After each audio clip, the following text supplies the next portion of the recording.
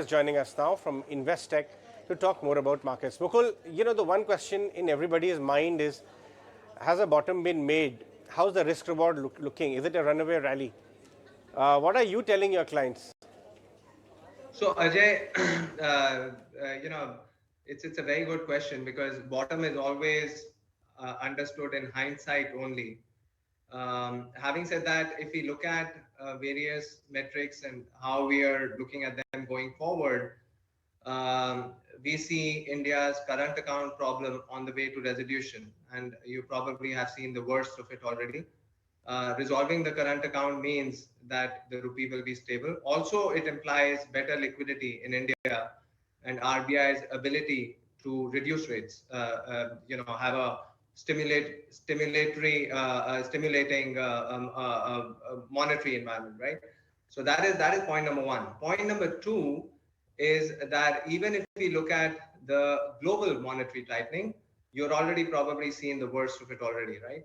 So a current account, situation that's getting better. The monetary policy situation in India, which is probably at peak tightening, a global monetary situation, which is also at peak tightening, implies that the macro itself will be exceptionally helpful going forward, right? So while we don't know whether the bottom has been reached because there are other factors, valuation is one of them, earnings correction is one of them. We are telling people to start buying today for a very, very positive macro backdrop 6 months from now. Fair point. Let's break down some of those points, Mukul, because you are someone who also looks at global developments, readings, data points also. The data which is coming out from US and the commentary, from the Federal Reserve or other regulators out there to ensure liquidity, all of that. PCE data, the most watched by the Fed, will be out, this evening. Do you are getting credible signs that what the Fed was trying to achieve by rate hikes, that has been achieved, and now data point will start supporting their actions? Yeah, so good question, Ajay. In fact, what the Fed was trying to achieve has been, the last leg has already been achieved by the stealth tightening that has happened through the banking crisis. However, let's be sure the Fed's focus in fighting inflation is no less than what it was 1 or 2 months back, right?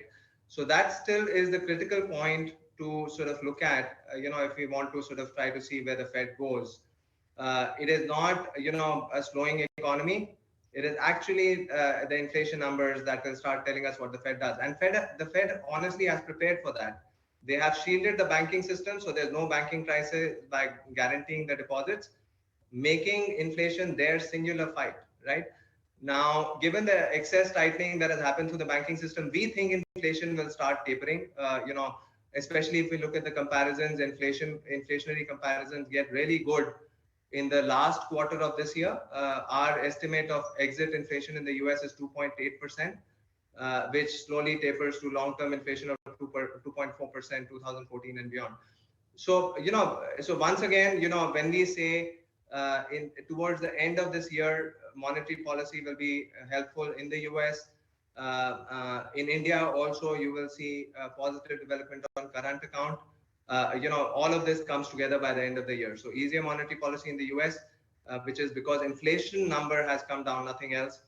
Not a slowing economy, but inflation is the core sort of metric, and the Fed looks at, combined with the fact that India will also be looking very good. I mean, so last quarter of this year, heading into next year, will be a good time for India on the macro perspective. Well, next week, an important week, because certain section of the market have started believing that there could be a pause from the RBI. What does it mean for Indian risky assets? And how much probability would you assign that there would be a pause by RBI next week?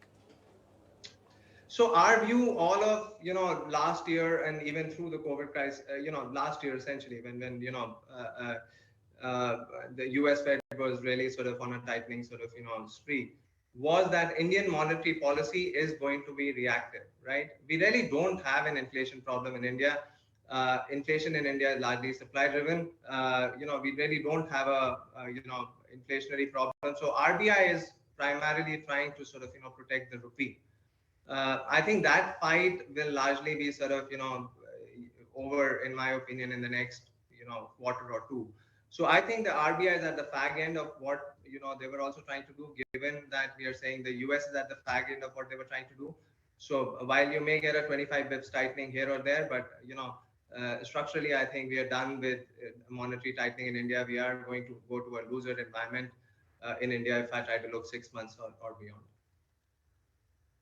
How are you designing your model portfolio or your recommendations to your clients in this kind of an environment?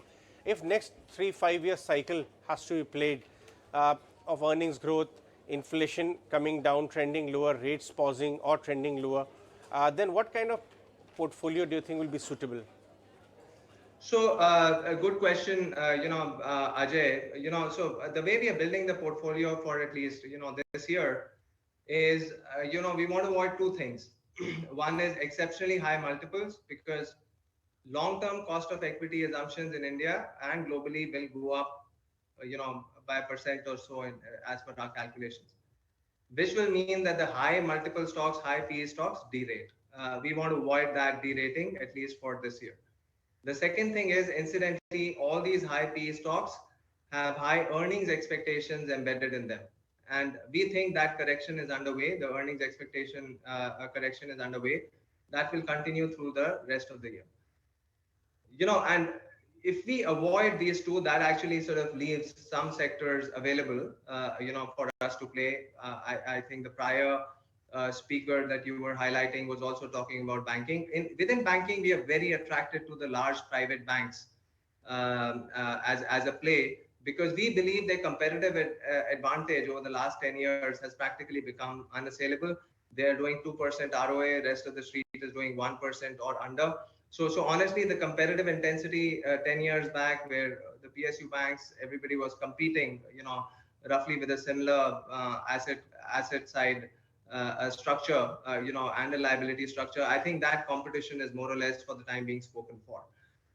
So very one sector that we like the valuation, we like the earnings trajectory going forward.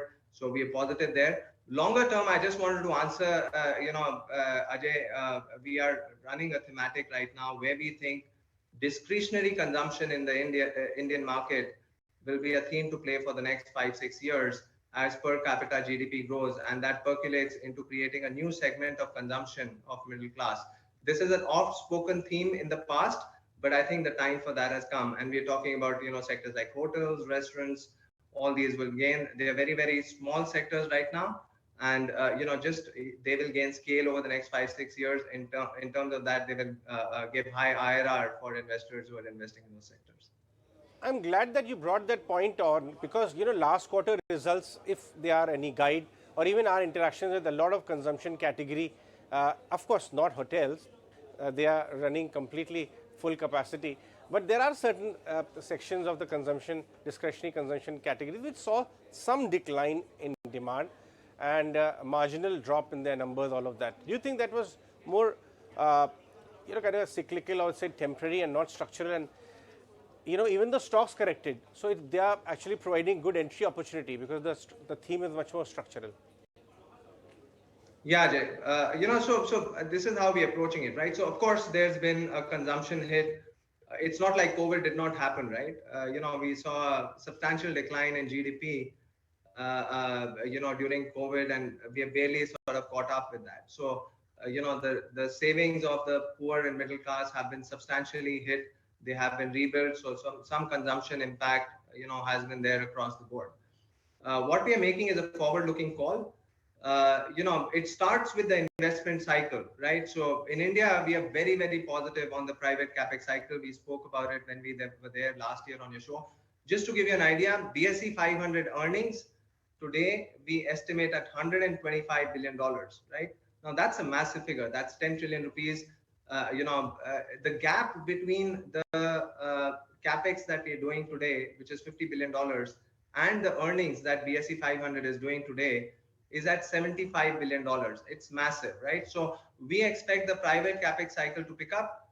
That will lead to job creation, will lead to savings build up again, and that will give you the premiumization run for the next 5-6 years that we are hoping for. There are other factors like manufacturing investments that will also contribute. So other things are also falling in place. Yes, there is some concern right now. Yes, stocks have corrected, But for that, we are looking at it as a buying opportunity, as a play for the next 5-6 years as the investment cycle picks up. All right, Mukul, we'll let you go on that one. Thanks so much for joining us with your thoughts on the market. That was Thanks, Mukul Lalit. Thanks for Kochhar your of time. Investec. Let's take a short